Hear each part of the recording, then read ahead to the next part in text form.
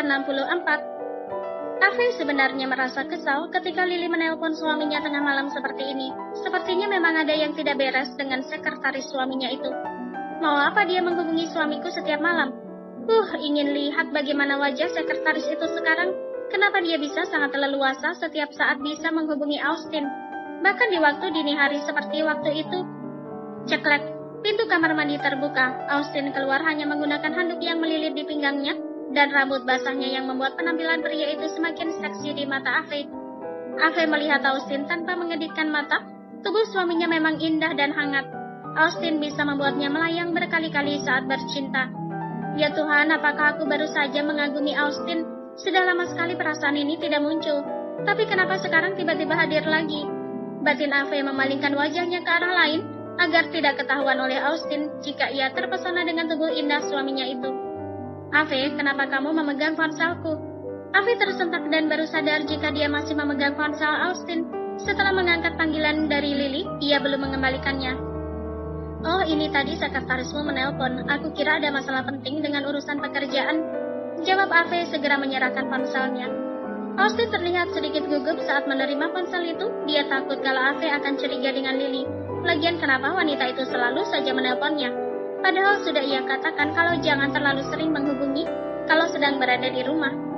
Oh, apa yang Lily katakan? Mata Austin tidak berani menatap istrinya dan hanya mengutak-atik ponsel dan melihat 5 pesan dari Lily. Tidak ada, dia langsung mematikan panggilannya saat aku jawab. Ave mengedikan kedua bahunya seolah cuek. Hal itu membuat Austin merasa lega. Setidaknya Lily tidak ceroboh dan membuat Ave curiga, tapi sepertinya dia tidak tahu apa yang dirasakan oleh Ave. Wanita itu seketika merasa waspada dan curiga. Ada hal yang tidak beres antara suami dan sekretarisnya. Kalau memang hal itu benar, apa yang harus dia lakukan? Tapi sebelum berspekulasi apa-apa, Ave harus memiliki bukti terlebih dahulu. Sedangkan Austin sendiri langsung keluar dari dalam kamarnya dengan masih menggunakan handuk. Dia langsung menghubungi Lily setelah masuk ke ruang kerjanya. Halo Austin, kamu sedang apa? Pria itu menjauhkan ponselnya dari telinga ketika mendengar suara Lily yang berteriak. Kamu ini apa-apaan sih? Kenapa malah berteriak? Maaf, aku hanya kesal saja tadi saat aku menelponmu. Ave yang mengangkat. Apa yang baru saja kalian lakukan? Itu bukan urusanmu. Malam ini jangan menelponku. Kenapa? Kenapa aku tidak boleh menelpon? Kenapa malam ini kamu tidak ke tempatku? Austin, aku hanya ingin kamu menemaniku. Bukankah kamu bilang kalau kamu sudah tidak mencintai Ave lagi dan... Cukup Lily, menurutlah dan ingat siapa dirimu. Jangan berani membentakku dan jaga batasanmu. Austin menutup ponselnya dan melemparkannya ke atas meja. Kenapa wanita itu jadi sesuka hati meneriakiku? Aku tidak suka ada yang mengendalikanku seperti seorang budak. Brengsek. Emosi Austin menjatuhkan dirinya ke kursi. Dia sama sekali tidak suka ada seorang wanita yang memerintahnya. Apalagi itu hanya seorang kekasih gelap yang tidak berhak memiliki apapun atas kuasa dirinya.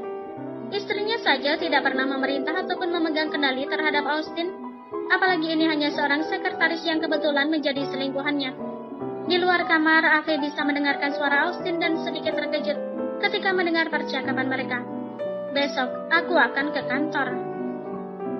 H-5. Suasana di ruang makan di kediaman Alvarez menjadi sedikit tegang.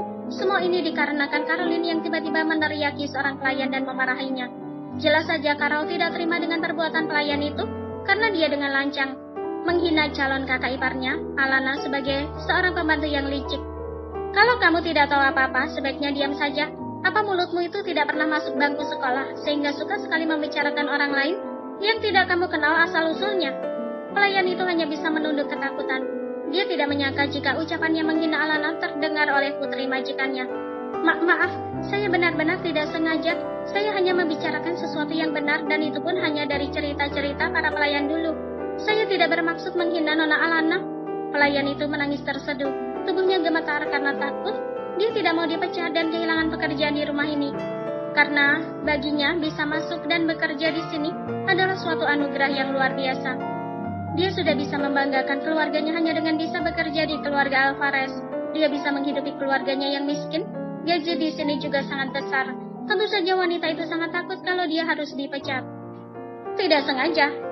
Aku tahu kalau kamu memang sebenarnya kamu tidak suka dengan Kak Alana dan sudah sering menghasutnya di belakang bersama dengan pelayan lain.